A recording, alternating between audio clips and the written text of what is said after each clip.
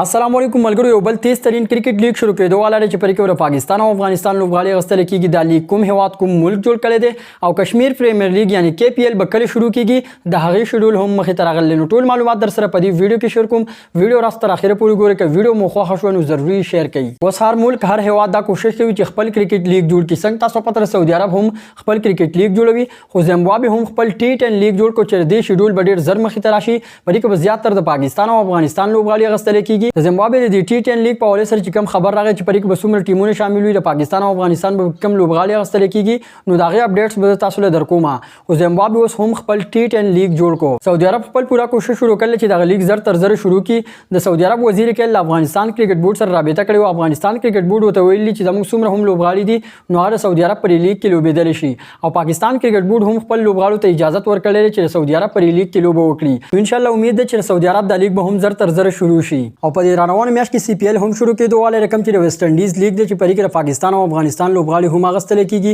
په دې کې د افغانستان راشد خان محمد نبی فضل حق فاروقي حضرت الله زازی د پاکستان پکې نسیم شاه حیدر علي محمد عامر اماد وسیم داسې نور لوبغاړي اخیستل کېږي په دې راروانه میاشت کې د ویسټ انډیز CPL هم شروع کېږي چې دا هم ډېر ګرم لیگ دی نو اوس خبر کوو د کشمیر پریمیر لیگ په حوالې سره کشمیر پریمیر لیگ داسې لیگ دی چې د PSL نه بعد په پاکستان کې زیات کتل کېږي او خلک یې خوښوي نو د کشمیر پریمیر لیگ دریم سیزن به د اګست په میاشت کې شروع کېږي اولنی میچ په 15 اګست باندې د مظفرآباد ټایګرز او راولاکوټ هاکس ترمنځ لوبېږي په کشمیر پریمیر لیگ کې به شرجیل خان محمد عامر شاهد افریدي محمد حفیظ شعیب ملک حیدر علي احمد شهزاد دا لوبغاړي به تاسو ته په نظر باندې راځي او دا لوبغاړي به په کشمیر پریمیر لیگ کې لوبېږي پاکستان کرکټ بورډ PCB پورا کوشش شروع کړل چې په کشمیر پریمیر لیگ کې مشهور لوبغاړي شامل کړي او کشمیر پریمیر لیگ د دنیا په بهترین لیګونو کې شامل شي آلریډي په کشمیر پریمیر لیگ کې شاهد افریدي محمد حفیظ احمد شهزاد محمد عامر شرجیل خان داسې مشهور لوبغاړي لوبېږي انشاءالله امید ده چې کشمیر پریمیر لیگ به هم یو ورځ د PSL په شان مشهور لیگ جوړیږي د کشمیر پریمیر لیگ لا پورا شیډول مخې ته نه راغلی چې د کشمیر پریمیر لیگ پورا شیډول اعلان شي د ډرافټینګ اعلان وشي چې په کوم ټیم کې به کوم لوبغاړي شامل وي دغه ټول اپډیټس به تاسو سره ضروري شیر کوم